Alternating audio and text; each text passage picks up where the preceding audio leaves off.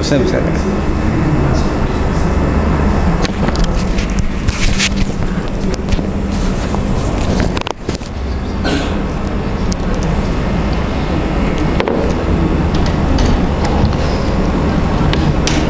Salam.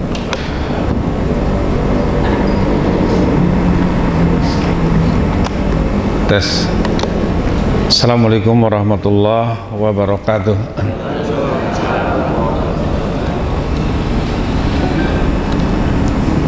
Alhamdulillah hamdan katsiran thayyiban mubarakan fih kama yuhibbu rabbuna wa yarda.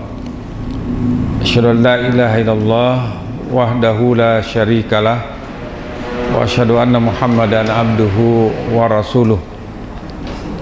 Ya ayyuhalladzina amanu taqullaha haqqa tuqatih wa la tamutunna illa wa antum muslimun, amma ba'd.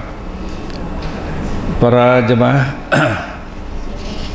rahimani wa rahimakumullah jami'an, alhamdulillah kita panjatkan puji dan syukur kepada Allah Subhanahu wa taala atas segala karunia dan nikmatnya yang tidak terhingga. Semoga salawat dan salam dicurahkan kepada Nabi kita Muhammad Sallallahu Alaihi Wasallam, kepada keluarganya, sahabatnya, dan juga kepada umatnya yang setia mengikuti petunjuk beliau dengan baik sampai hari kiamat.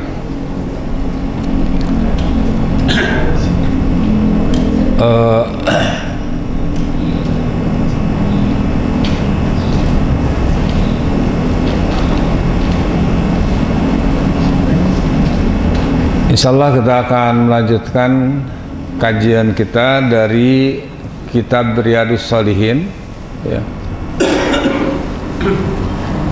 Sekarang kalau tidak salah bab yang ke-92 ya.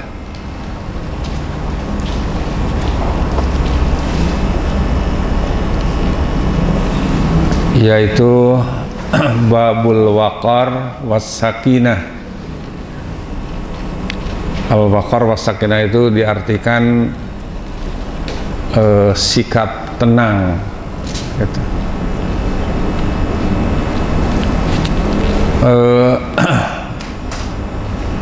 Jadi seorang mukmin itu dituntut agar selalu tenang, berwibawa, kemudian juga teguh, tangguh, dan tidak bimbang,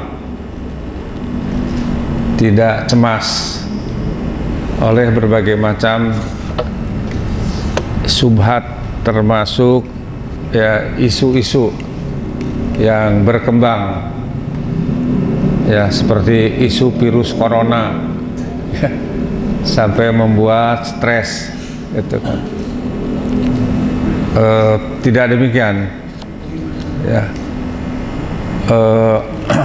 Dia selalu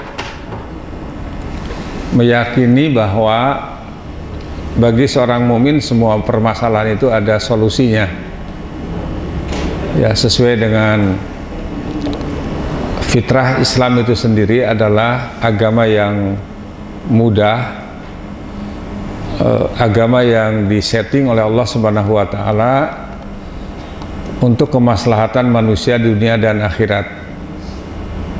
Dan juga dalam Islam ketika menghadapi berbagai macam permasalahan pasti ada solusinya. Setiap ada kesulitan itu pasti ada kemudahan. Baiklah, kita baca dulu bab ini. Yang pertama,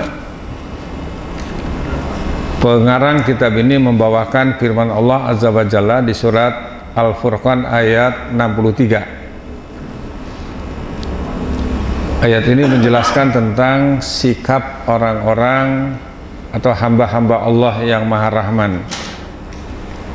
A'udzubillahi minasyaitonirrajim. Wa ibadur rahmanil ladzina yamshuna 'alal ardi hauna wa idza khatabahumul jahiluna qalu salama.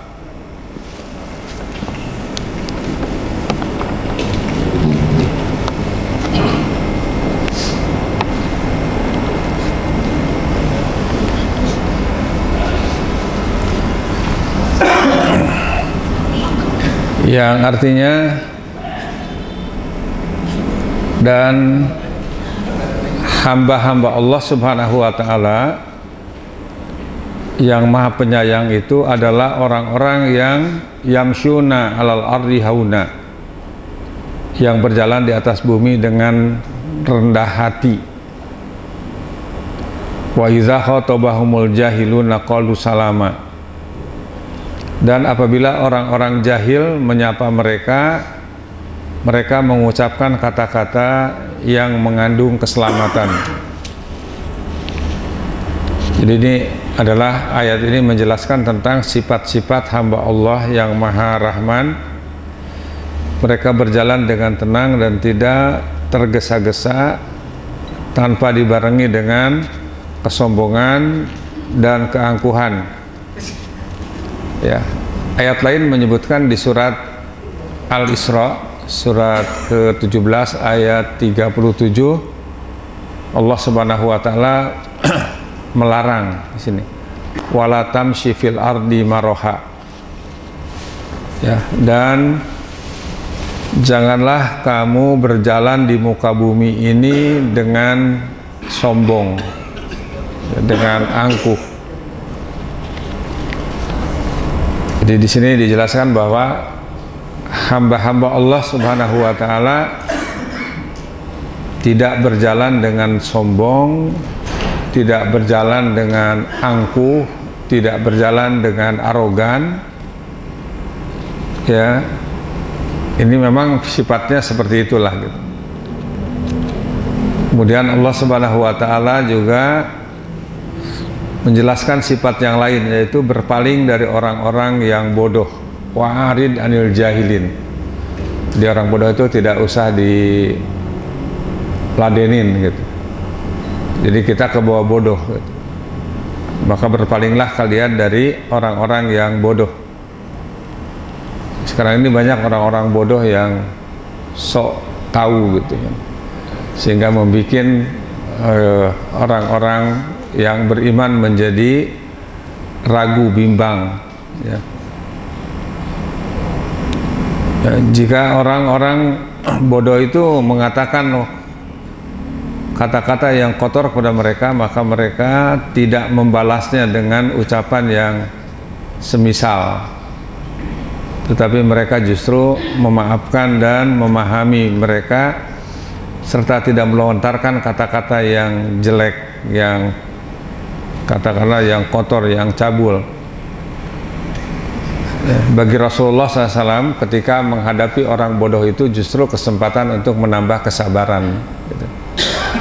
Ya susah, orang bodoh itu kadang-kadang galakan dia gitu ya, galakan dia, dan dia melawannya bukan dengan ilmu tetapi dengan otot ya. Jadi kalau ada istilahnya itu dalilut, kalah dalil gelut, itu orang-orang bodoh gitu. Makanya harus berpaling dari orang-orang yang seperti itu. Kemudian dalam bab ini pengarang hanya membawakan satu hadis.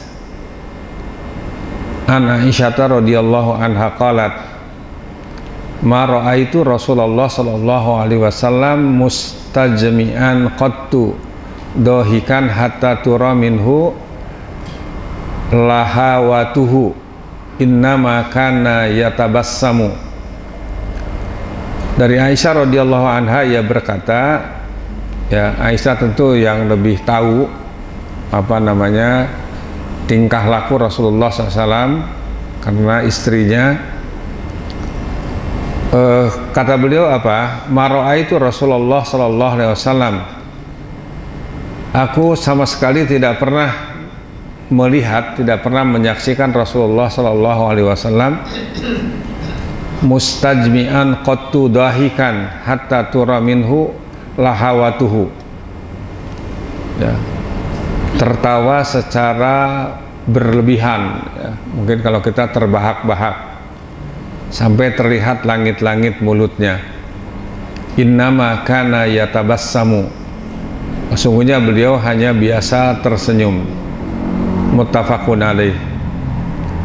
Jadi Rasulullah tidak berlebihan di dalam tertawa. Tertawa Rasulullah SAW dalam bentuk senyum. Jika beliau menyukai sesuatu atau mengagumi sesuatu, cukup senyum aja. Kenapa? Sebab banyak tertawa dan mengangkat suara dengan terbahak-bahak bukan termasuk sifat orang-orang yang salih, karena hal itu dapat mematikan hati, ya. Ada hadis yang mengatakan wala tuksiri dhahika fa inna kasrata dhahiki tumitul qalba. Jangan terlalu banyak tertawa, karena banyak tertawa itu akan mematikan hati. Itu orang yang banyak tertawa, orang yang banyak hiburan, sehingga hiburan bukan merupakan selingan tetapi jadi pekerjaan, ya, itu sampai lupa kepada hal-hal yang prioritas gitu, apa yang harus dia lakukan. Nah, para jemaah sekalian, berbicara tentang ketenangan, ya, sekarang kan lagi rame nih virus corona, ya, ada virus corona di kita ini, tambah lagi virus tadi orang-orang jahil, congorna.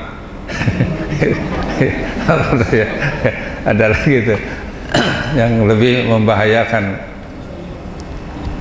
Nah, sampai orang begitu sibuknya, ya, kemana-mana harus cari masker, sampai harga masker jutaan, masker tidak ketemu, celana dalam dijadikan masker.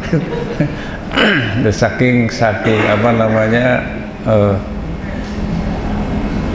panik gitu kan. Saya lihat di pengajian juga banyak yang pakai masker gitu, sampai lupa ketika sholat dipakai. Nah, ingat tuh, kalau ketika sholat itu dilarang pakai masker, ya. Hati-hati itu. Banyak orang yang sholat asik aja pakai masker, padahal ada secara khusus Rasulullah SAW melarang ketika sholat itu memakai masker, ya. Hatta yang pakai cadar juga ketika sholat dalam kondisi yang normal, yang aman juga harus dibuka. Nah, sekarang bagaimana sikap muslim dalam menghadapi musibah? Ini mungkin kita tema yang lain yang berkaitan. Ada beberapa hal yang musibah dalam perspektif akidah, ya. Jadi musibah dalam kacamata akidah. Pertama, seorang mukmin harus meyakini bahwa musibah itu merupakan ujian atau sebagai ujian.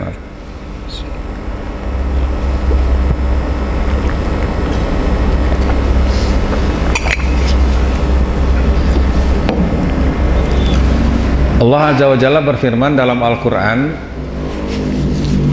di surat Al-Anbiya, surat ke-21 ayat 35. A'udzubillahi minasyaitonirrajim. Kullu nafsin za'iqatul maut wa nabluukum bisyarri wal khairi fitnah wa ilaina turja'un. Setiap yang bernyawa akan merasakan mati. Ya, jadi orang yang hidup, siapapun yang hidup, itu akan berakhir dengan mati. Ini semua sudah diponis oleh Allah Subhanahu wa Ta'ala. Wa nabluukum bisyarri wal khairi fitnah. Kami akan menguji kamu dengan keburukan dan kebaikan sebagai cobaan. Jadi ujian itu ada dua, ada keburukan, ya mungkin tadi bencana, penyakit, kecelakaan, kebodohan, kemiskinan, dan lain sebagainya. Wal khairi, dan kebaikan, ya. yang termasuk kebaikan itu bisa kekayaan, kesehatan, kekuasaan, dan seterusnya. Itu semuanya sebagai cobaan. Jadi manusia itu, manusia yang hidup pasti diuji. Ada ujian berupa kebaikan dan ujian berupa keburukan. Tapi ujian apapun yang didapatkan oleh manusia, ujung-ujungnya wa ilaina turja'un, dan kamu akan dikembalikan hanya kepada kami, akan dikembalikan kepada Allah Subhanahu wa Ta'ala, semuanya akan dipertanggungjawabkan. Dalam ayat yang lain di surat Al-Ankabut ayat 2 dan 3 disebutkan, ahasiban nasu ayyutraku ayyaqulu amanna wa hum la yuftanun. Apakah manusia mengira bahwa mereka akan dibiarkan dengan mengatakan kami telah beriman dan mereka tidak diuji? Ya, artinya bahwa orang yang beriman itu pasti akan diuji. Semakin tinggi keimanannya, semakin berat juga ujiannya. Ya, makanya Rasulullah SAW pernah ditanya, ya Rasulullah, siapakah orang yang paling berat ujiannya? Kata beliau, al-anbiya, para nabi. Tsummal ladzina yalunahum, kemudian yang di bawah mereka, ya, para ulama, para sholihin, shodikin, ya, para syuhada, itu lebih berat lagi.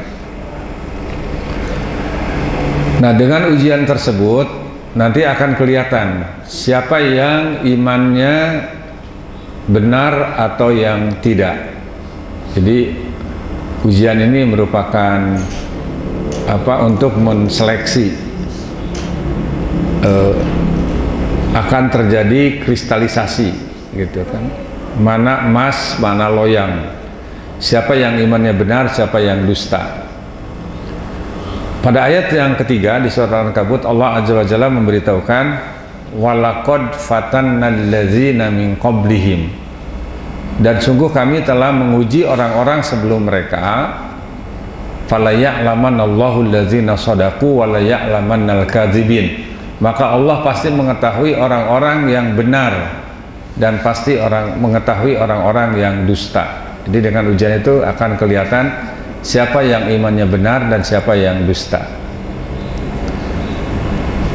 Nah, kemudian juga dijelaskan di dalam hadis riwayat Muslim, ya, sudah pernah kita baca juga di dalam Riyadhus Shalihin hadis ini, dari sahabat Suhaib, semoga Allah meridhoinya, dia berkata, telah bersabda Rasulullah SAW, ajaban li amril mu'mini inna amrohu kullahu khair walaysa dzaka li ahadin illa lil mu'min in asabatu sarra syakara fakana khairan lahu wa in asabatu darra sabara fakana khairan lahu. Amat menakjubkan urusan seorang mukmin, karena setiap urusannya, setiap peristiwa yang kena kepada mereka adalah baik, dan itu tidak akan berlaku kepada seorang pun kecuali kepada seorang mukmin. Jadi orang yang tidak beriman tidak akan bersikap seperti itu. Apa? Pertama, jika dia mendapat sesuatu yang menggembirakan, dia bersyukur, maka itu adalah kebaikan baginya. Fakana khairan lahu. Bersyukur itu baik. Di samping melaksanakan perintah Allah Subhanahu wa Ta'ala, juga akan mendatangkan tambahan karunia Allah Subhanahu wa Ta'ala, ya, karena Allah Subhanahu wa Ta'ala berfirman, la in syakartum la azidannakum, jika kalian bersyukur maka pasti kami akan menambah, ya, Allah Subhanahu wa Ta'ala akan menambah karunia-Nya. Jadi kalau mendapatkan keberuntungan, kesuksesan, kebaikan, maka dia bersyukur. Ya, contoh seperti Nabi Sulaiman alaihissalam, kan? Nabi Sulaiman alaihissalam orang yang diberikan berbagai macam kenikmatan oleh Allah Subhanahu wa Ta'ala, Beliau seorang pejabat, konglomerat, teknokrat, semua ada kebaikan pada beliau. Tapi beliau tidak lupa daratan. Beliau mengatakan, hadza min fadli rabbi liyabluwani aashkuru am akfuru. Ini adalah karunia dari Tuhanku untuk menguji aku apakah aku akan mensyukurinya atau kufur nikmat. Gitu. Makanya kan doa Nabi Sulaiman tidak minta tambahan jabatan, tidak minta tambahan kekayaan, ya, tidak minta apa-apa. Yang beliau minta adalah agar mampu mensyukurinya. Apa dalam ayat itu? Rabbi auzi'ni an ashkura ni'mataka allati an'amta alayya wa ala walidayya. Ya Allah, tolonglah aku agar aku mampu mensyukuri segala nikmat yang telah Kau berikan kepadaku dan kepada kedua orang tuaku. Dan doa ini juga diajarkan kepada kita oleh Rasulullah SAW agar setiap akhir sholat berdoa, Allahumma a'inni ala zikrika wa syukrika wa husni ibadatika. Ya Allah, tolonglah aku agar aku senantiasa ingat kepadamu, agar aku senantiasa bersyukur kepadamu, dan agar aku senantiasa memperbaiki ibadahku. Ini juga diajarkan oleh Rasulullah SAW agar menjadi seorang mukmin yang dikagumi oleh Rasulullah SAW. Yang kedua, wa in asabathu darra sabara. Ya, dan jika ditimpa kesusahan, dia bersabar. Fakana khairan lahu, maka itu adalah kebaikan baginya. Jadi sabar juga baik. Jadi orang yang mendapatkan nikmatan bersyukur dengan orang yang mendapatkan cobaan sabar itu sama baiknya. Mana yang terbaik? Yang terbaik yang mana? Mendapat kenikmatan bersyukur atau mendapat musibah sabar? Ya. Ya, jawab. Dapat hadiah yang saja. Yang sabar ya. Yang terbaik itu adalah yang bersyukur atau yang sabar selama dia lebih bertakwa kepada Allah. Kan inna akramakum indallahi atqakum. Sesungguhnya orang yang paling mulia di antara kalian di sisi Allah adalah orang yang paling bertakwa.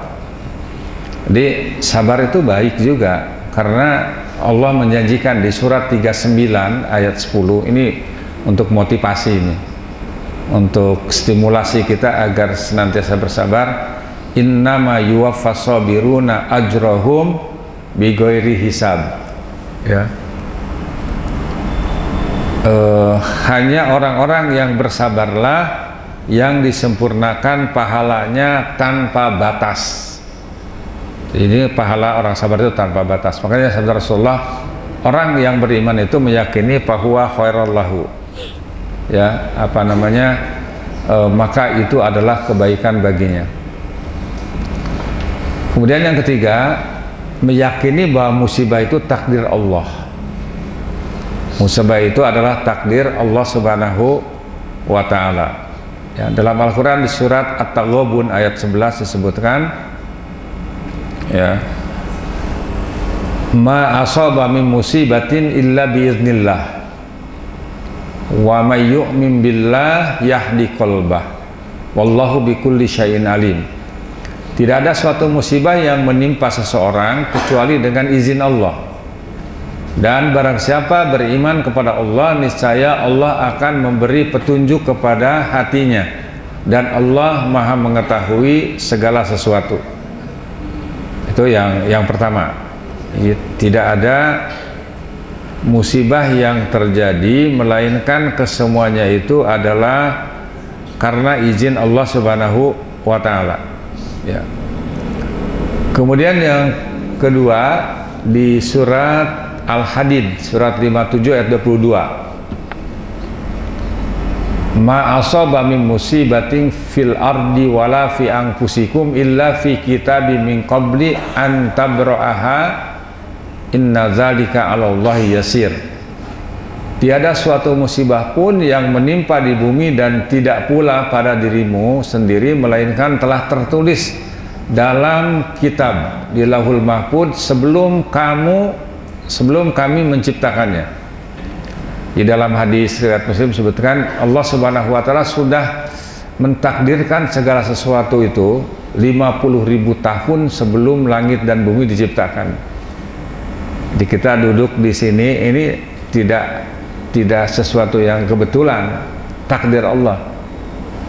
Ya. Tadi datang duluan, saya terlambat, itu juga takdir Allah.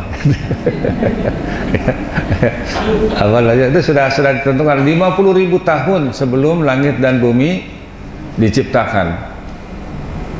Ya. Illa fi kitabim min qablu an nabra'aha inna zalika 'ala Allahi yasir. Sesungguhnya yang demikian itu adalah mudah bagi Allah Subhanahu wa taala. Nah, kemudian juga seorang mukmin harus tawakal, berserah diri kepada Allah sepenuhnya. Ya, dalam Al-Qur'an diperintahkan di surat Al-Maidah ayat 23, wa 'alallahi fatawakkalu in kuntum mu'minin. Dan hanya kepada Allah lah kalian bertawakal, berserah diri, pasrah total jika kalian benar-benar orang-orang yang beriman. Jadi tawakal ini adalah salah satu ciri orang yang beriman, ya, disebutkan juga di surat Al-Anfal ayat 2 ayat 3 ya. Wa 'ala rabbihim yatawakkalun. Orang yang beriman itu berserah diri kepada Rabb-nya, kepada Tuhan mereka. Kemudian meyakini bahwa tawakal itu akan mendatangkan kecukupan dari Allah. Di surat At-Tolak surat 65 ayat 3, wa may yatawakkal 'alallah fahuwa hasbuh. Dan barang siapa yang berserah diri kepada Allah, maka dialah yang mencukupinya. Ya, tawakal Allah. Allah akan memberikan kecukupan, kekuatan, tenaga, pikiran, bekal, ya, daya tahan tubuh gitu. Selama kita tawakal kepada Allah dalam artian berusaha terus, ya, menyerahkan diri kepada Allah, berdoa kepada Allah, dan juga melaksanakan syariat Allah gitu, umpamanya dengan pola hidup bersih, itu juga bagian daripada tawakal kepada Allah, ya, karena kebersihan itu di dalam Islam itu merupakan bagian dari iman, ya. Sabda Rasulullah apa? At-tahuru syatrul iman. Kebersihan itu sebagian daripada iman. Kalau di kita yang terkenal apa? An-nazafatu minal iman. Sayang itu hadisnya doif. Yang sahih itu at-tahuru syatrul iman. Kemudian juga ketika ditimpa musibah harus optimis, karena musibah dapat menghapus dosa. Makanya kan salah satu doa bagi orang yang sakit itu apa? La ba'sa tahurun insyaallah. Tidak mengapa, tidak apa-apa. Ya, semoga Allah Subhanahu wa taala menghapus dosamu. Jadi sabda Rasulullah, penyakit itu kalau kita terima dengan ikhlas, dengan kesabaran, itu akan menghapus dosa. Itu disebutkan dalam hadis riwayat Bukhari dan Muslim. Beliau bersabda, ma yusibul mu'mina min wasobin wala nasobin wala hammin wala hazanin wala ghammin wala adza hatta asyaukatu yashakuha illa kaffarallahu biha min khotoyahu. Tidaklah menimpa seorang mukmin berupa rasa sakit yang terus menerus, rasa capek, lelah, kekhawatiran, ya, pada pikiran, sedih karena sesuatu hal yang hilang atau yang terjadi, musibah, kesusahan hati atau sesuatu yang menyakiti sampai pun duri yang menusuknya, illa kafarallahu biha min khotoyahu, melainkan akan dihapuskan dosa-dosanya. Jadi sakit itu juga bisa menghapus dosa-dosa, musibah bisa menghapus dosa-dosa. Bisa juga musibah itu disebabkan dosa manusia, ya. Dalam Al-Quran di surat Asy-Syura ayat 30 Allah Subhanahu wa taala berfirman, wa ma asabakum min musibatin fabima kasabat aydikum wa ya'fu an katsir. Dan musibah apapun yang menimpa kamu adalah karena perbuatan tanganmu sendiri. Jadi kalau kata Imam Ibnu Katsir dalam tafsirnya disebutkan, Fabima kasabat aidikum itu bisababi dzunubikum, disebabkan dosa-dosa kalian. Wa ya'fu an katsiran, Allah memaafkan banyak dari kesalahan-kesalahanmu. Jadi artinya Allah itu maha bijaksana, maha pemurah, maha penyayang, sehingga tidak semua dosa yang dilakukan oleh manusia lantas diazab di dunia. Kebanyakan yang Allah maafkan. Sehingga kalau seseorang berniat berbuat kebaikan, ada uzur, tetap dapat pahala. Kalau seseorang mau berbuat kejahatan, kemudian dia batalkan, itu tidak berdosa. Jadi itu ada di antara karunia Allah Subhanahu wa taala, dan itu berlaku untuk seluruh manusia. Nah, di antara sabda Nabi SAW bahwa musibah itu disebabkan dosa manusia, ada satu hadis yang panjang, ini saya nanti bacakan terjemahannya aja. Beliau pernah berkata kepada para sahabat muhajirin, ya ma'syarul muhajirin khamsun idzabtulitum bihinna wa a'udzubillah an tudrikuhunna. Kata beliau, wahai orang-orang muhajirin, para sahabat muhajirin, 5 perkara jika kamu ditimpa 5 perkara ini, aku mohon perlindungan kepada Allah agar kamu tidak mendapatinya. Ini yang nomor 1 aja yang saya bacakan hadisnya. Apa? Di antaranya pertama, lam tudhirul fahishatu fi qaumin qattu hatta yul'ainu biha illa pasha fihi mutta'un wal auza allati lam takun madat fi aslafihim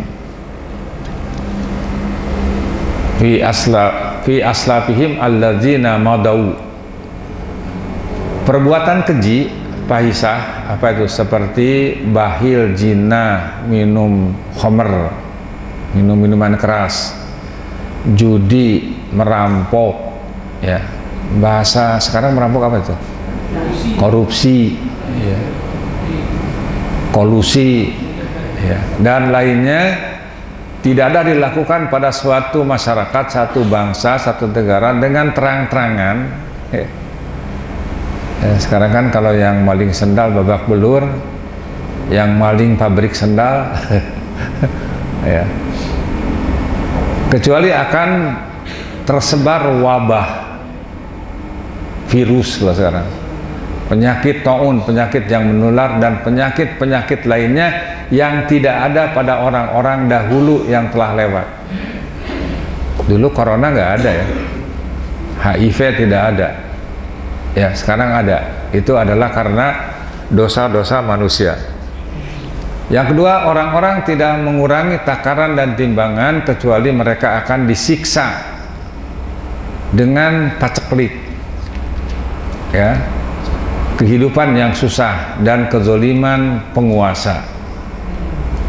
Ya, makanya ini juga apa, keadilan, kezaliman penguasa itu tidak berdiri sendiri. Ya, baik buruknya penguasa itu juga apa namanya ditentukan oleh baik buruknya masyarakat. Makanya sabda Rasulullah, antum kama yuwalla alaikum, kalian itu seperti pemimpin kalian. Artinya menurut Islam bahwa pemimpin itu bagian dari masyarakat. Kalau masyarakatnya baik, pemimpinnya juga baik. Kalau masyarakatnya itu buruk, pemimpinnya juga buruk. Jangan berharap akan mendapatkan pemimpin yang baik sementara masyarakatnya itu buruk. Makanya harus dimulai dari perbaikan masyarakat, ya. Makanya kan orang-orang kafir, orang-orang munafik, orang-orang yang zalim ini tidak mau kalau masyarakat ini baik, ya, jadi selalu didorong untuk tetap melaksanakan keburukan.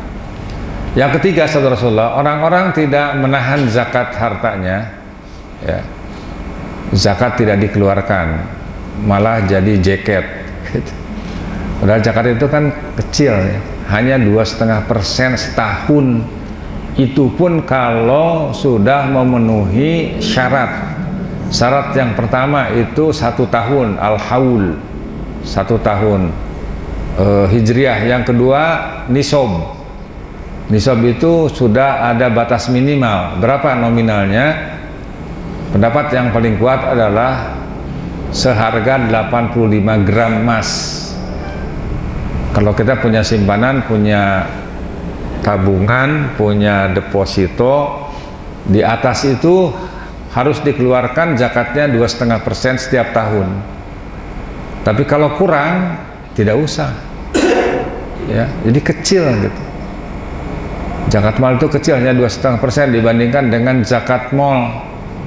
Ya. Zakat mal itu kan unlimited. Kalau zakat ditahan, apa sabda Rasulullah? Kecuali hujan dari langit juga akan ditahan dari mereka. Seandainya bukan karena hewan-hewan, manusia tidak akan diberi hujan. Di hujan ini turun karena masih ada hewan. Kita mesti berterima kasih sama ayam, kambing, ya, kebo. Yang keempat, orang-orang tidak membatalkan perjanjian Allah dan perjanjian Rasulnya kecuali Allah akan menjadikan musuh dari selain mereka, orang-orang kafir, menguasai mereka dan merampas sebagian yang ada di tangan mereka. Ini karena sudah terjadi, sedang terjadi, dan akan terus terjadi selama manusia, orang-orang yang beriman membatalkan perjanjian dengan Allah dan perjanjian dan Rasulnya. Apa perjanjian dengan Allah? Kita hanya akan beribadah kepada Allah saja, tidak menyekutukannya. Perjanjian dengan Rasul apa? Kita berjanji akan menjadikan Rasul sebagai teladan hidup. Kita berjanji tidak akan beribadah kepada Allah Subhanahu wa Ta'ala kecuali dengan cara yang Rasulullah contohkan. Ternyata dua-duanya sudah banyak yang dilanggar. Banyak orang yang menyembah selain Allah. Banyak orang yang beribadah kepada Allah juga dengan cara yang tidak dicontohkan oleh Rasulullah Sallallahu Alaihi Wasallam. Yang kelima, dan selama pemimpin-pemimpin negara atau masyarakat tidak menghukum dengan kitabullah dan memilih-milih sebagian apa yang Allah turunkan, kecuali Allah menjadikan permusuhan di antara mereka. Hukum di negeri kita hukum Allah apa bukan?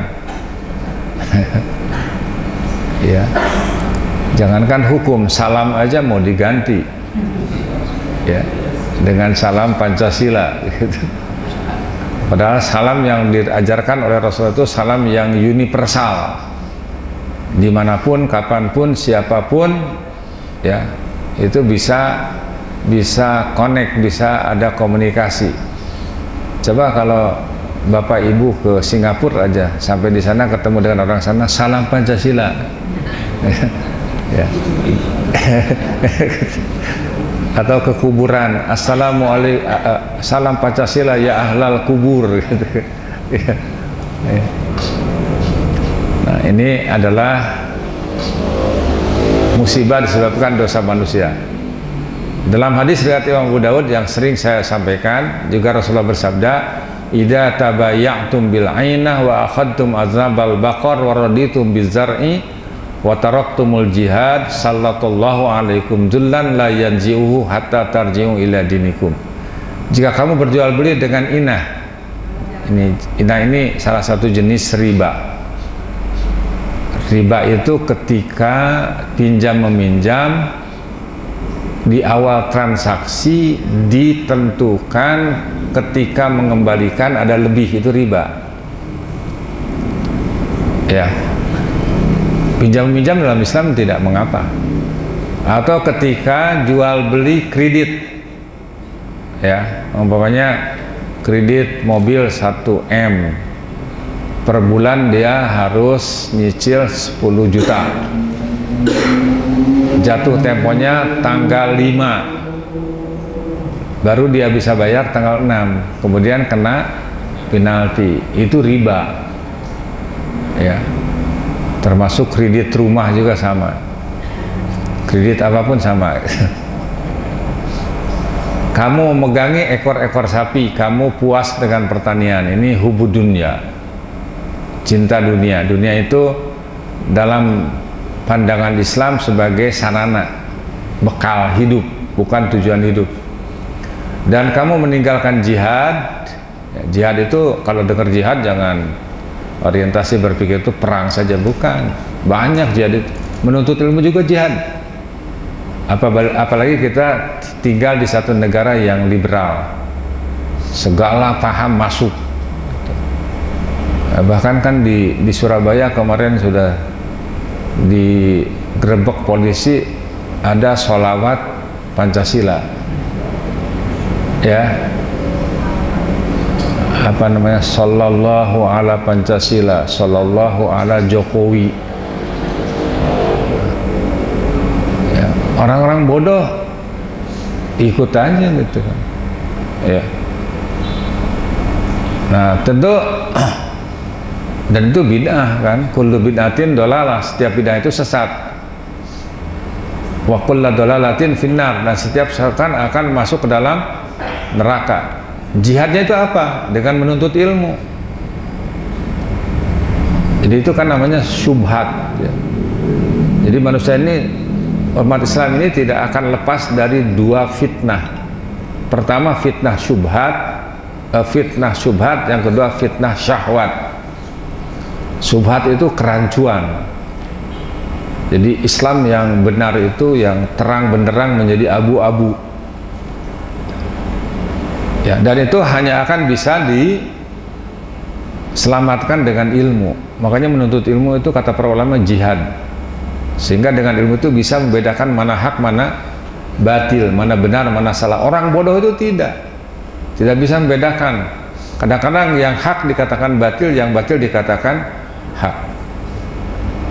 Jadi makanya di sini wa taraktumul jihad, dan kalian meninggalkan jihad. Sallallahu alaikum dzullan, Allah akan menimpakan kepada kalian kehinaan. Dalam hadis yang lain, balaan, bencana demi bencana. Yang satu belum selesai udah datang lagi. Sampai kapan itu? La yanji'uhu hatta tarji'u ila dinikum. Allah tidak akan menghentikan sampai kalian kembali kepada agama kalian, kembali kepada Islam. Di Islam itu solusi yang pasti. Nah, jika kena penyakit, terkena umpamanya apa namanya, musibah, terkena virus umpamanya, ya, nauzubillah min dzalik, atau penyakit apapun, yang pertama kita harus minta kesembuhan itu kepada Allah. Sebab yang menyembuhkan itu hanya Allah. Rumah sakit yang mahal bisa kita sewa, obat yang mahal bisa dibeli, tapi kesembuhan tidak bisa. Makanya Nabi Ibrahim alaihissalam ketika sakit beliau mengatakan, wa iza maridtu fahuwa yashfin, dan apabila aku sakit dialah Allah yang menyembuhkan aku. Itu di surat Asy-Syura ayat 80, ini 2 kali nih terjemahnya, kelebihan. Kemudian ketika ada saudara kita yang sakit, didoakan. Ya, didoakan itu apa? Kalau di kita kan doanya itu karena umpamanya Pak Deden sakit sehingga tidak bisa ngaji, mari kita bacakan surat Al-Fatihah. Apa itu boleh? Boleh, karena Al-Fatihah juga bisa jadi ruqyah, bisa dijadikan sebagai ruqyah. Ya boleh kalau itu diniatkan dengan meruqyah. Karena para sahabat pernah meruqyah kepala suku yang disengat semacam kalajengking, kemudian dibacakan surat Al-Fatihah, sembuh. Boleh itu. Tapi kalau baca surat Al-Fatihah kemudian pahala aja ditransfer, itu nggak ada gitu. Nah, apa doa yang diajarkan Rasulullah ini? Allahumma rabban nas adhibil ba'sa isfihi wa anta syafi la shifa illa shifauka shifaan la yughadiru saqama. Ya Allah, Tuhan seluruh manusia, hilangkanlah penyakit ini dan sembuhkanlah. Engkaulah asy-syafi, zat yang menyembuhkan. Tidak ada kesembuhan kecuali kesembuhan darimu, kesembuhan yang tidak menyisakan penyakit. Di kesembuhan yang Allah berikan itu kesembuhan yang tidak ada efek samping gitu. Di antaranya itu. Nah, ini bisa dilihat di dalam zikir dan doa itu ya. Kemudian di ruqyah. Ruqyah itu apa itu? Kalau bahasa kitanya itu mantra, jampe. Mantra itu pada asalnya itu haram, syirik. Innar ruqa wat tamaima wa tiwalata syirkun. Sesungguhnya jampe-jampe, tangkal, jimat, terus apa lagi? Tiwalah itu pelet. Apa pelet? Asihan, ya, bukan makanan ikan. Ya. Itu syirik. Nah, yang tidak syirik itu yang dicontohkan oleh Rasulullah SAW tadi, seperti baca surat Fatihah, baca surat Al-Baqarah ayat 1 sampai 5. Ya, wa ulaika humul muflihun dari Alif Lam Mim.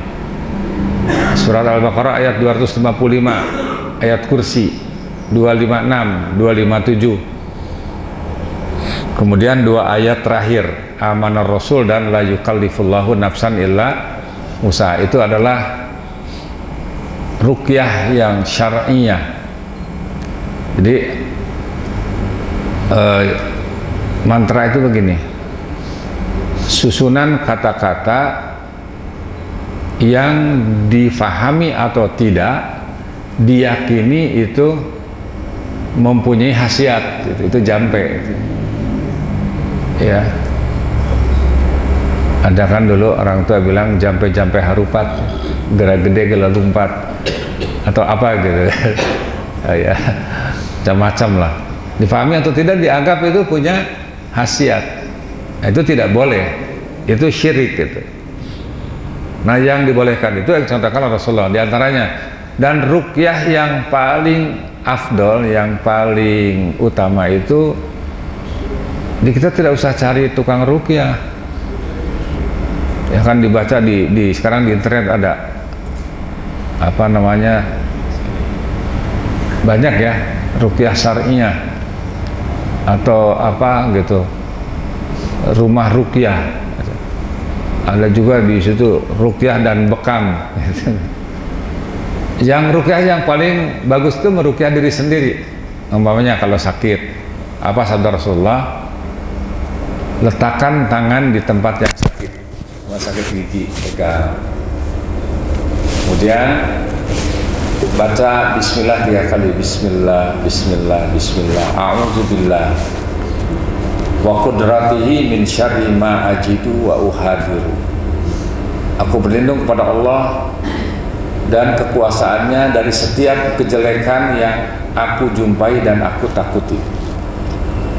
Bismillah, bismillah, a'udzubillah wa qudratihi min syarri ma ajidu wa uhadiru. Itu meruqyah sendiri. Atau baca 7 kali bismillah, a'udzu bi'izzatillah wa qudratihi min syarri ma ajidu min wajain hadza. Ya. Aku berlindung kepada keperkasaan Allah dan kekuasaannya dari setiap kejelekan yang aku jumpai dari rasa sakitku ini. Itu 7 kali dipegang yang sakit sambil mengatakan bismillah, a'udzu bi'izzatihi, a'udzu bi'izzatillah wa qudratihi min syarri ma ajidu min waja'i hadza. Ini adalah diantara ruqyah mandiri. Jadi kalau ada orang yang kesurupan tuh jangan cari dukun, ya. Bacakan surat Al-Fatihah, bacakan surat Al-Baqarah ayat 1 sampai 5, ayat 255, 256, 257. Kemudian 2 ayat terakhir. Makanya di sini kita harus belajar membaca Al-Quran dengan baik dan benar. Apalagi kalau yang kemasukan jin itu, kadang-kadang jinnya lebih pintar. Kalau jinnya lebih pintar, keledek gitu. Ya. Nah, kemarin di pesantren juga ada yang kesurupan begitu. Dia ngaku saya datang dari Banten. Terus kata ustaznya mau dari Banten, mau dari Bandung, mau dari mana? Saya tidak takut. Dibacakan ayat ini. Keluar kamu, gitu. Keluar. Jadi ada yang bacakan Al-Quran, bacaannya tidak fasih. Apa kata jinnya? Saya juga tahu itu, gitu kan. Nah, jadi itu ruqyah itu. Dan ketika sakit, itu yang pertama itu jangan ke dokter dulu, ruqyah dulu. Ruqyah dulu, sakit apapun itu. Setelah diruqyah, baru berobat. Ya, setelah berobat, perbanyak sedekah. Jangan pelit, ya. Pedit, koret, kedekut, kikir ya. Bahasa Indianya meregehese. Kemudian tawakal pada Allah Subhanahu wa taala. Nah, berobat juga diperintahkan. Ya. Rasulullah bersabda, "Innallaha anjalad da wad dawa wa ja'ala likulli da'in dawa fatadawau wa la tadawau bil haram." Sesungguhnya Allah menurunkan penyakit beserta obatnya, dan Dia jadikan setiap penyakit ada obatnya. Maka berobatlah kalian, tetapi jangan berobat dengan yang haram. Yang haram namanya dengan homer, dengan darah, dengan ada orang yang mengatakan dengan air kencing. Gak boleh, haram. Kecuali air kencing unta. Air kencing unta boleh, karena Rasulullah memberikan contoh, menyuruh orang-orang yang sakit panas minum air kencing unta. Makanya air kencing unta itu mahal, lebih mahal daripada susu. Susunya itu satu botol 5 real. Ya, tapi kalau air kencingnya paling murah 20 real. Saya tanya sama tukang pengaman unta di Hudaybiyah di Mekah, ini benar-benar punya kencing unta, jangan-jangan kencingmu. Nah, kenapa kok bisa mahal? Dia bilang pertama, unta itu kalau diambil air kencingnya marah dia. Unta itu kalau kencing, dia kalau dilepas, kalau bukan di kandang, itu dia lari ngumpet cari tempat yang tersembunyi. Kayak saya pernah lihat ada supir kencing pinggir jalan, kalah sama unta. Unta aja malu.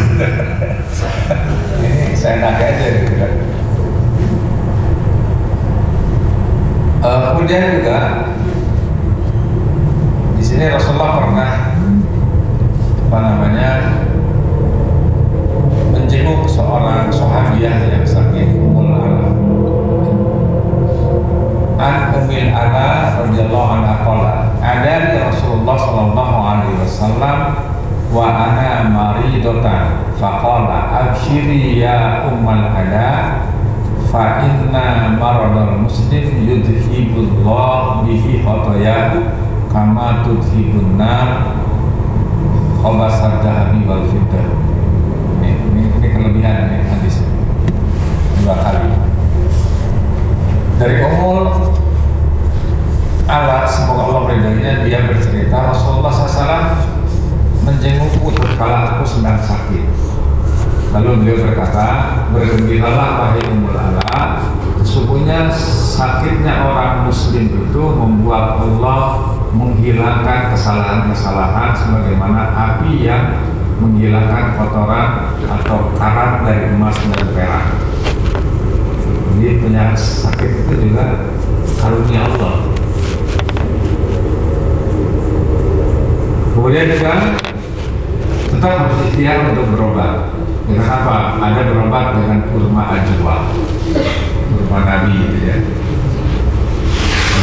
Dengan habatus sauda, jinten hitam, dengan minyak zaitun, dengan madu. Ada lagi satu nanti pekan hijama. kurma Nabi itu kurma ajwa. Kenapa disebut kurma Nabi? Varietas kurma itu banyak, ada sekitar 300 macam. Ya. Dan itu di mana-mana ada. Kurma Nabi itu satu varietas yang dulu ketika Nabi masih hidup, itu beliau melarang membudidayakan kurma itu kepada para sahabat. Jangan kalian tanam berjenis kurma ini sebelum aku mati gitu. Ada yang coba menanamnya ternyata tidak tumbuh. Setelah Rasulullah wafat dan varietas itu tidak banyak. Makanya disebut kurma Nabi. Harganya seberapa? Ibu yang lebih tahu tentang belanja. Ada macam-macam, ada yang 50 real, 60, 70, sampai yang paling bagus itu 120 real. 120 real. Sabda Rasulullah, manis tobahan la yaumin tamaratin ajwa lam yadurruhu samun wala sikun zalikal yaum bilal lail. Siapa yang setiap pagi sarapan dengan beberapa kurma ajwa. Dalam hadis lain, sab'a tamaratin ajwa, 7 butir kurma ajwa, maka racun maupun sihir tidak akan membahayakannya sampai malam hari. Makanya di rumah itu sediakan kurma ajwa. Kemudian yang kedua dengan habatus sauda.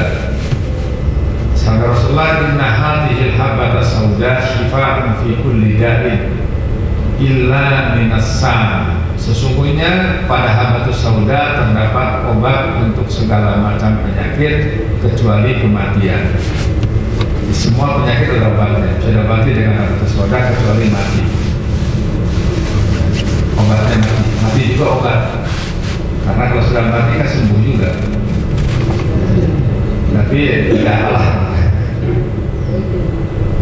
Kemudian dengan minyak zaitun. Ya. Dalam Al-Quran disebutkan di surah Al-Mu'minun ayat 20, wasajaratan takhruju min turi Saina tanbutu minad duhni wasibiril akhirin. Dan pohon kayu keluar dari turi Sina, pohon zaitun, yang menghasilkan minyak dan makanan bagi orang-orang yang makan. Misalnya kalau naik pesawat Timur Tengah itu selalu ada itu zaitun. Kemudian diriwayatkan dari Umar bin Khattab radhiyallahu anhu, Rasulullah SAW bersabda, kullu zaita wadahinu bihi fa innahu min sajaratin mubarakatin. Makanlah zaitun dan gunakanlah minyaknya, karena zaitun itu berasal dari pohon yang mengandung keberkahan. Cuma orang Indonesia biasanya kalau makan zaitun nggak ada yang cocok, langsung nyengir banget. Biasanya dibikin asinan. Dan kalau di Timur Tengah itu kan kalau asin ataupun manis itu ekstrimnya. Kalau asin sekali, manis juga manis sekali gitu. Dan buah zaitun itu aromanya itu nggak enak gitu. Ya maaf, seperti bau kentut gitu.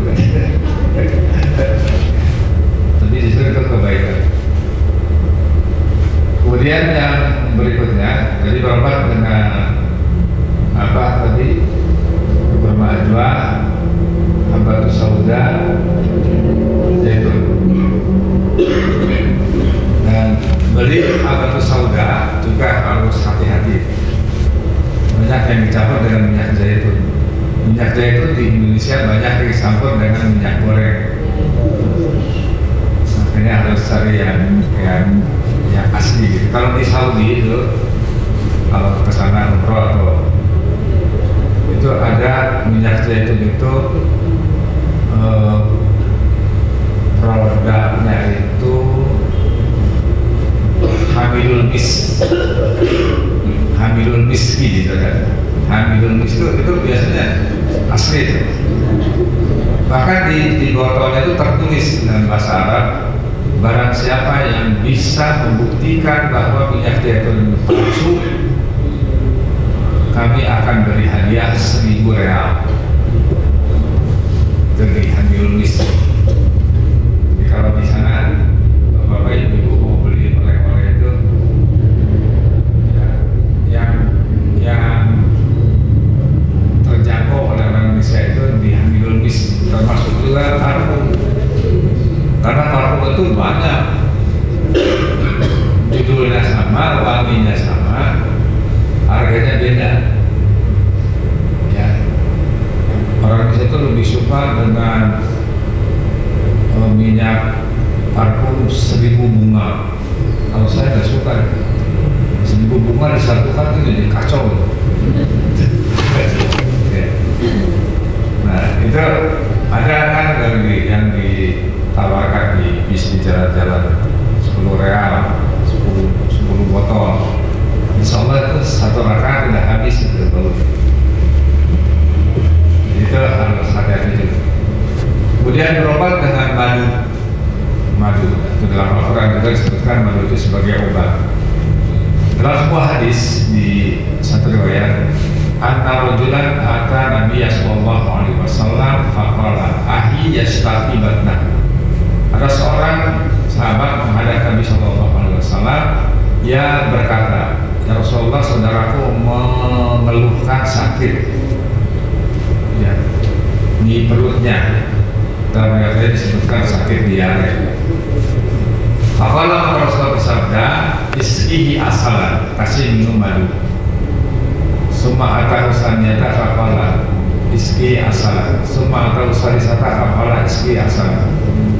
Jadi datang pertama suruh minum madu, ternyata belum sembuh, datang lagi seterusnya minum madu, datang lagi belum sembuh juga, sekali lagi minum madu. Summa atahu faqala fa'altu faqala sadaqallah wa kadzaba batnu akhika. Ya semua belum sembuh juga. Rasulullah mengatakan, Maha benar, Allah Maha benar. Perut saudaramu itu yang dusta, perut saudaramu itu yang gak beres, gitu. Kemudian isqi asal, kasih minum lagi madu. Fasakoh babarokah, kasih minum lagi, sembuh. Kata Imam Ibnu Qayyim al-Jauziyah dan kata para ahli kesehatan, bukan madunya yang salah, dosisnya yang nggak benar. Di bawah mau minum habatus sauda, zaitun, madu, ajwa, itu ada dosisnya. Gitu. Sebenarnya yang mengatakan, Ustaz, masa sudah minum air kecil muntah nggak sembuh? Habis satu botol glek, itu nggak mabuk juga. Itu ada dosisnya, ada aturannya, gitu kan. Itu nanti ditanyakan kepada ahlinya. Kalau kita mau melihat di dalam Tibun Nabawi, itu bisa dibuka di situs Muslim Afiyah. Muslim Afiyah itu di asuh oleh dokter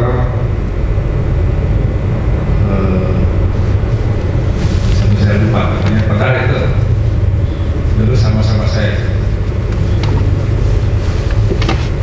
Dr. Raihanul Bahrain. Di situ diterangkan juga dosis-dosisnya.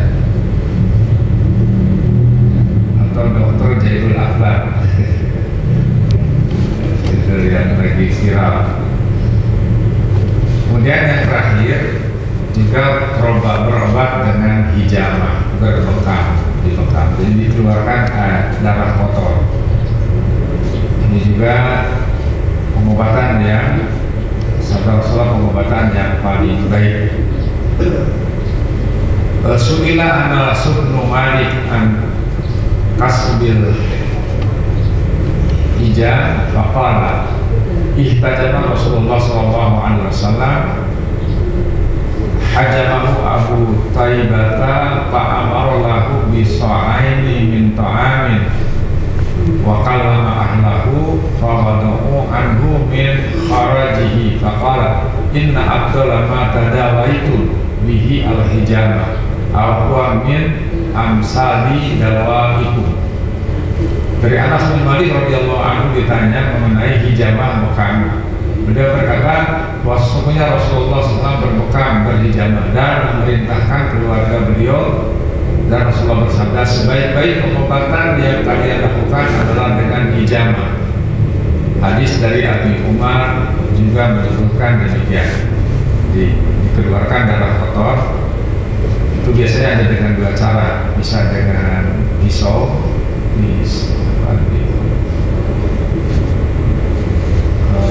dengan silet biasa, atau dengan jarum. Itu juga ada waktu-waktu terbaik. Kalau untuk perawatan, pilih tanggal 17, 19, 21 setiap bulan Hijriah. Kemudian juga sabda Rasulullah, afdalu ma tadawa bihin nas al-hijamah. Sebaik-baik pengobatan yang manusia lakukan adalah dengan hijamah, dengan bekam. Kemudian juga berdoa. Kalau kita mau keluar negeri, cuma ada larangan Rasulullah. Kalau satu negara sudah terkena virus, kamu ada di luar jangan masuk. Kalau sudah ada di satu negara yang terkena virus, jangan keluar. Jadi itu untuk menjaga jangan sampai menular. Banyak Arab Saudi kan menghentikan umroh, ya, mau mensterilkan dulu. Nah, kita bisa bayangkan berapa triliun itu kerugian setiap hari. Saya tidak membayangkan hotel-hotel pada kosong, ya. Kemudian pesawat tidak beroperasi. Luar biasa ya, virus ini. Lebih dasar daripada Dajjal. Dajjal tidak bisa masuk Mekah dan Madinah. Ya, virus corona masuk. Apa doanya? Allahumma inni a'udzubika minal baras wal junun wal judab wasayyi'il asqam. Ya Allah, aku berlindung kepadamu dari penyakit kulit, penyakit gila, penyakit lepra, dan penyakit yang jelek, yang jahat yang lain. Ini doa. Kemudian ketika ada orang yang sudah terkena musibah, jebret di depan kita ada orang yang tabrak atau ada orang yang sakit, itu berdoa, alhamdulillahilladzi afani mimma ibtalaka bihi wa fadlani ala katsirin mimman khalaqa tafdila. Segala puji bagi Allah yang telah menghindariku dari musibah yang menimpamu serta memberikan kelebihan kepadaku atas sekian banyak ciptaannya. Niscaya Allah akan menghindarkannya dari musibah tersebut sepanjang hidupnya, walau bagaimanapun keadaan. Itu. Tapi kata ulama, jangan sampai kedengaran oleh orang yang kena musibah itu. Kita sibuk. Jadi teman kita dapat ujian, alhamdulillah. Dalam arti alhamdulillahilladzi afani mimma ibtalaka bihi wa fadlani ala katsirin mimman khalaqa tafdila. Satu lagi, ini ada pada zikir pagi dan petang. Rutinkan zikir pagi dan petang. Dalam doa zikir petang itu ada diantaranya doa dibaca 3 kali. Bismillahirrahmanirrahim. La yadurru ma'asmihi syai'un fil ardi wa la fis sama' wa huwas sami'ul alim. Bismillahirrahmanirrahim. La yadurru ma'asmihi syai'un fil ardi wa la fis sama' wa huwas sami'ul alim. Bismillahirrahmanirrahim. La yadurru ma'asmihi syai'un fil ardi wa la fis sama' wa huwas sami'ul alim. Aku berlindung dengan nama Allah yang bersama namanya tidak ada sesuatu di bumi dan di langit yang bisa membahayakan, dan Dia Maha mendengar lagi Maha. Allah semua akan selamat. Bapak-bapak sekalian, inilah yang dapat disampaikan pada kajian ini. Dan teman-teman, sebelum diakhiri mungkin ada pertanyaan.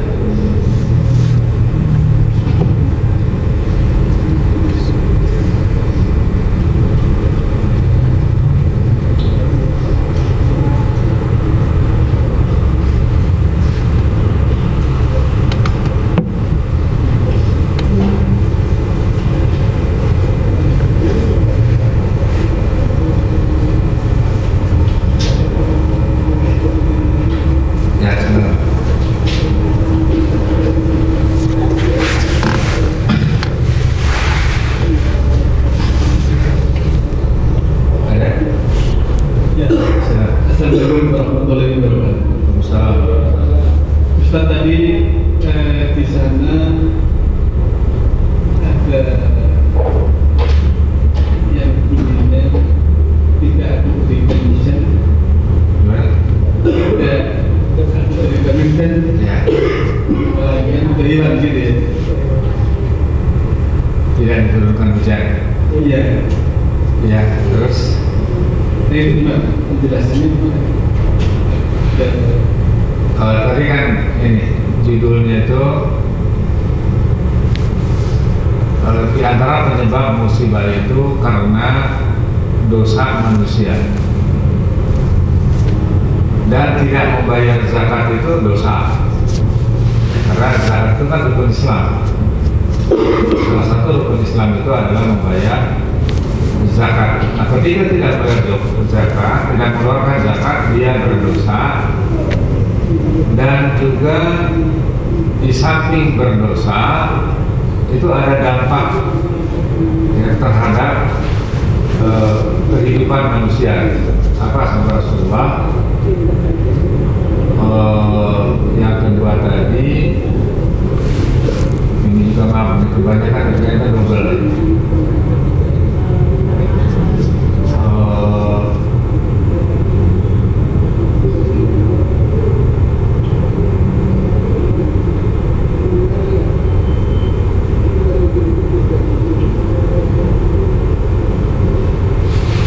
Walam yamna'u zakata amwalihim illa muni'u al-qatra minas sama.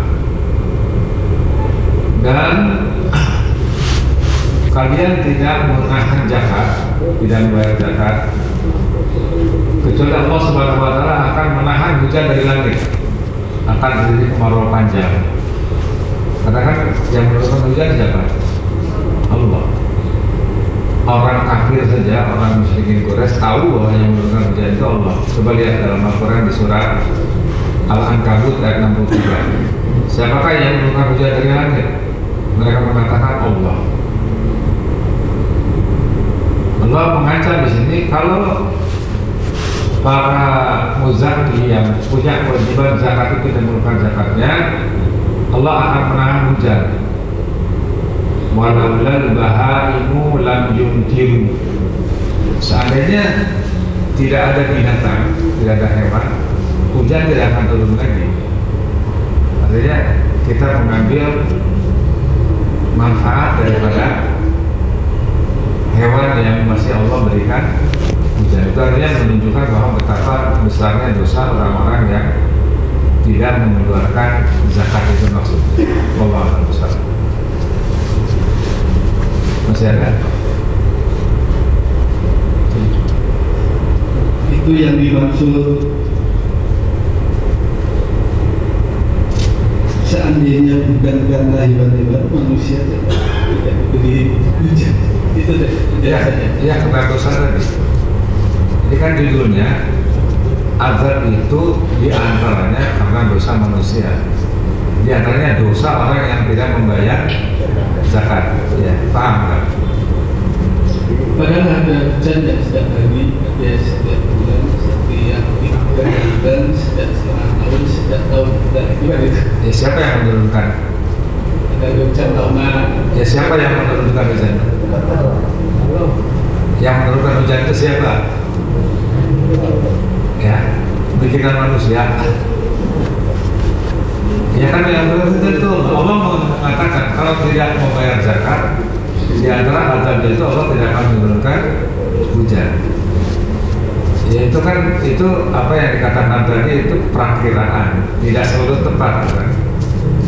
Makanya kalau dulu kan judulnya ramalan cuaca, kalau sekarang perakiraan cuaca. Yang namanya perakiraan itu bisa tepat, bisa tidak. Yang jelas dia mungkin, dan orang-orang yang berakal pasti meyakini bahwa yang menurunkan hujan itu Allah. Lalu mengumumkan kepada kita kalau zakat ditahan, Allah akan menurunkan hujan. Hujan masih turun itu bukan karena manusia, karena Allah sayang kepada hewan, gitu. Ya. Sekarang itu harus dijawab dulu, yakin nggak ya hujan itu Allah? Gitu. Waalaikumsalam. Jadi Pak Ustaz, saya pernah mendengar gitu kan, kita banyak minum air putih yang tidak panas dan tidak dingin. Nah, tapi dalam hadis itu kan kalau ada manusia yang kondisi kesehatannya misalnya sakit jantung atau ginjal, itu kan harus perlu diskusi dengan dokter atau yang berkompeten atau gitu ya. Ya. Karena kita tidak bisa menerima, bukan tidak bisa menerima hadis itu, jadi harus akarnya harus didiskusikan dengan dokter ya Pak Ustaz. Iya. Ya kita dalam hal-hal yang seperti itu harus bertanya kepada ahlinya. Walaupun itu minum itu bagus, tapi kalau berlebihan, makanya kan Al-Quran mengajarkan, hadis mengajarkan, wa kulu washrobu wala tusrifu, makanlah dan minumlah dan jangan berlebihan. Berlebihan itu jadi penyakit. Kalaupun obat, kalau berlebihan bisa masuk ke ginjal, malah jadi penyakit. Nah, sama dengan tadi kan diajarkan, dicontohkan di zaman Rasulullah, ada orang yang minum madu sampai 3 hari belum sembuh, bukan madunya yang salah. Makanya saudara Rasulullah sadaqallah wa kadzaba batnu akhika, maha benar Allah dan yang dusta itu perut sudah kamu. Sama itu kan. Kapan kita harus banyak minum dan kapan tidak, itu juga harus ada takarannya gitu. Nah, saya juga ada yang mengatakan, Bapak ini mengidap penyakit ini harus minum 1/10 dari berat badan ya. Aduh, kalau berat badan saya 70 kilo berarti 1 hari harus 7 liter. Jadi yang mengatakan juga jangan lebih dari 3 liter gitu. Akhirnya ya kita minta penjelasan dari ahlinya gitu. Baru kita lakukan. Nah, di antara satu lagi nanti cara berobat itu dengan air zam-zam. Air zam-zam juga obat. Saudara Rasulullah SAW ma'u zam-zam lima syuribalahu. Air zam-zam itu tergantung diniatkan untuk apa diminum. Bisa jadi makanan bagi orang yang lapar, bisa jadi minuman bagi orang yang haus, bisa jadi obat bagi orang yang sakit. Makanya kan para sahabat ketika mau minum air zam-zam itu berdoa, Allahumma inni as'aluka ilman nafi'an wa rizqan wasi'an wa syifaan min kulli da'i. Ya Allah, aku mohon kepadamu ilmu yang bermanfaat, rezeki yang luas, dan obat bagi setiap penyakit. Itu air zam-zam itu obat. Saya sekarang mau ngambil air zam-zam susah, nggak ada misalnya. Nah, jadi memang tadi kembali. Jadi berapa takarannya kita harus bertanya kepada ahlinya. Kalau tidak kepada ahlinya, sabda Rasulullah, "Idza usidal amru ila ghairi ahlihi fantadrisa." Kalau diserahkan satu urusan itu kepada bukan ahlinya, tunggulah kehancuran. Jadi kalau kita mau minum air berapa takarannya, jangan tanya patri ahli bangunan. Ya nanti dikasih takaran seperti ngaduk gitu. Jadi harus tanya kepada dokter. Betul, Allah akan salah.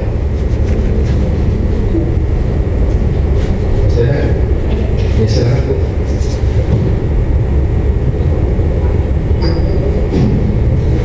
Assalamualaikum warahmatullahi wabarakatuh. Waalaikumsalam. Terima kasih atas pertanyaan saya. Sebagaimana kita gunakan tadi bahwa manusia itu bisa bila diberi nikmat itu bersyukur, bila diberi nikmat itu bersabar.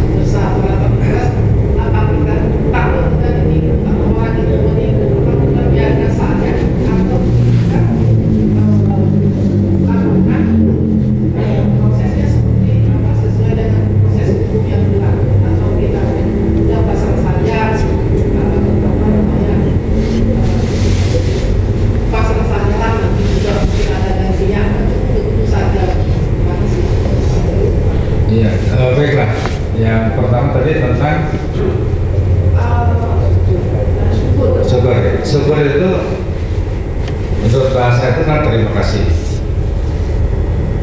Cara bersyukur itu ada 3 macam. Pertama ada syukur dengan ucapan. Ketika mendapatkan kesuksesan, keberuntungan, keberhasilan, spontan mengucapkan alhamdulillah. Ada syukur dengan sujud. Itu ketika mendapatkan kegembiraan atau keberhasilan, langsung sujud 1 kali sebagai tanda terima kasih kepada Allah Subhanahu wa Ta'ala. Yang ketiga ada syukur yang disebut dengan tahdits bi nikmah. Wa amma bi ni'mati rabbika fahaddits. Dan dalam terhadap nikmat dari Rabb engkau sebut-sebut. Jadi kalau dapat keuntungan dikasih tahu orang, kasih tahu orang tua, kasih tahu saudara. Jangan sebaliknya, kalau lagi untung diam-diam. Pas susah sekampung tahu, orang tua dikasih tahu, ujungnya tolong ditransfer. Itu kan syukur. Atau syukur yang sebenarnya itu adalah wa syai'in fi mawadihi, menempatkan sesuatu pada tempat, atau menempatkan sesuatu sesuai dengan tujuan diciptakan oleh Allah Subhanahu wa Ta'ala. Pokoknya kita tidak diberikan rezeki oleh Allah Subhanahu wa Ta'ala. Rezeki itu bekal hidup. Bekal untuk apa? Untuk melaksanakan tugas hidup kita. Tugas hidup kita apa? Ibadah kepada Allah Subhanahu wa Ta'ala. Tujuan hidup kita apa? Tujuan hidup kita untuk mendapatkan ridho dari Allah Subhanahu wa Ta'ala. Jadi harta itu bukan tujuan, tetapi merupakan bekal, ya, alat sarana hidup yang diberikan oleh Allah Subhanahu wa Ta'ala untuk mencapai tujuan. Nah, kemudian juga bagaimana agar kita selalu bersyukur. Sabda Rasulullah, "Unduru ila man huwa asfala minkum wa la tanduru ila man huwa fawqakum, bahwa ajdaru an la tajdaru nikmatallahi alaikum." Lihatlah orang yang lebih rendah darimu. Itu masalah dunia, masalah kehidupan, masalah harta. Jangan melihat orang yang lebih tinggi. Karena manusia kalau melihat yang lebih tinggi tidak akan puas-puas. Ketika jalan kaki lihat orang naik sepeda, mau sepeda. Ketika Allah beli sepeda, lihat orang naik sepeda motor, mau sepeda motor. Ketika punya sepeda motor, lihat orang naik mobil, mau mobil. Dikasih mobil Avanza saja, ya, mau yang lebih mewah lagi, tidak akan puas-puas. Kalau kita ketika naik mobil, lihat orang yang naik motor, alhamdulillah saya bisa naik mobil, tidak perlu jalan.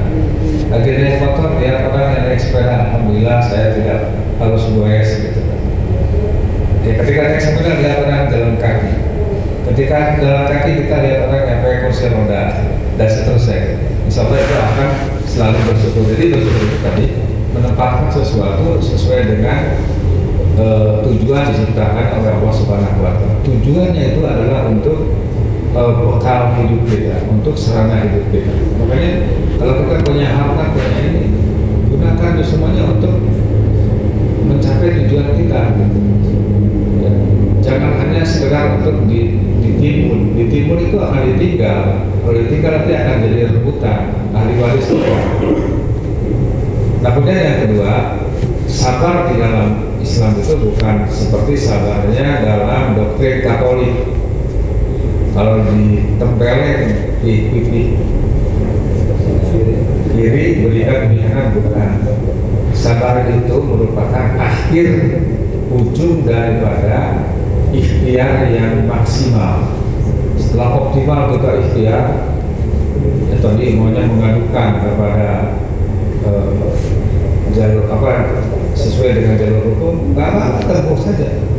Karena dalam membela hak kita, dalam mempertahankan hak kita, jadi kita pun tidak boleh membiarkan orang menzalimi kita. Gitu. Udahlah, sabar aja, bukan sabar itu. Nah, tapi sabar itu adalah merupakan hasil akhir daripada usaha yang kita lakukan. Setelah berusaha, ternyata Allah belum mentakdirkan kita untuk memperolehnya kembali. Itu baru sabar di situ. Ya sabar, ya berdoa kepada Allah Subhanahu wa Ta'ala, semoga Allah Subhanahu wa Ta'ala mengganti dengan yang lebih baik. Dan pengganti dari Allah Subhanahu wa Ta'ala itu mungkin dalam bentuk yang lain. Ya kalau tadi yang hilang itu berupa uang kita 1 miliar, ya tidak mesti Allah akan mengganti dengan yang lainnya. Tiba-tiba ada rezeki yang lain. dibantu. Jadi sabar tersebut bukan berarti kita pasrah total tanpa ada ikhtiar, bukan. Jadi ikhtiar juga sebuah proses kesabaran. Ya, kita Allah bersama. Baiklah, nampaknya sudah tidak ada lagi. Ada ya. Sudah.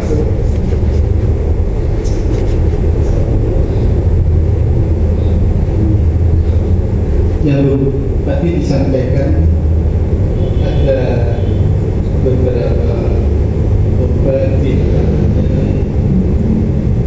minyak yaitu kurma, sandal.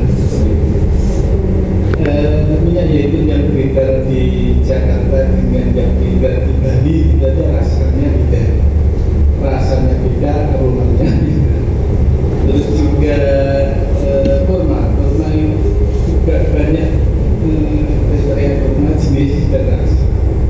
Juga batu sangga itu ada beda-beda isinya di dalam kapsul itu. Yang mana yang dimaksud dalam surat? Itu jangan tanya saya, itu tanya tukang kurma. Saya nggak berhenti jadi tukang dagang minyak zaitun. Jadi keterangannya, tanya kepada yang berpengalaman lah gitu. Itu mereka yang lebih kompeten untuk memberikan jawaban. Saya hanya bicara tentang hukum, bicara tentang apa namanya, apa tadi, hikmah dan apa namanya, manfaat dari kesemuanya yang berdasarkan apa yang disampaikan oleh Rasulullah SAW. Dan setiap mukmin wajib meyakini, ya, konsekuensi dari kita mengucapkan syahadat yang kedua, wa asyhadu anna Muhammadar Rasulullah. Aku bersaksi bahwasanya Muhammad utusan Allah itu, konsekuensi yang pertama tasdiqu bima akhbar, membenarkan apa yang Rasulullah kabarkan. Yang kedua, ta'atuhu fima amal, mentaati apa yang Rasulullah perintahkan. Yang ketiga, wajzina umanaha anhu majaza, menjauhi apa yang Rasulullah larang. Yang keempat, tidak beribadah kepada Allah kecuali dengan cara yang beliau contohkan. Jadi kalau tanya kualitasnya itu saya nggak tahu, kualitas atau surga saya nggak tahu, bukan ahlinya. Ya. Cuma kita harus bertanya kepada ahlinya berdasarkan pengalaman yang saya katakan tadi. Kalau beli di Saudi itu di sini, gitu kan. Ya Allah. Baiklah, itulah yang dapat kita kaji pada pagi ini. Mudah-mudahan bermanfaat, bermanfaat. Apabila benar, kalau tidak betul dari Rasulullah dan Rasulullah SAW, kalau itu salah, semata-mata kebodohan yang ada pada saya dan datang dari syaitan, semoga Allah SWT memberikan petunjuk kepada kita sekalian. Subhanallah wa bihamdihi, asyhadu an la ilaha illa anta, astaghfiruka wa atubu ilaik.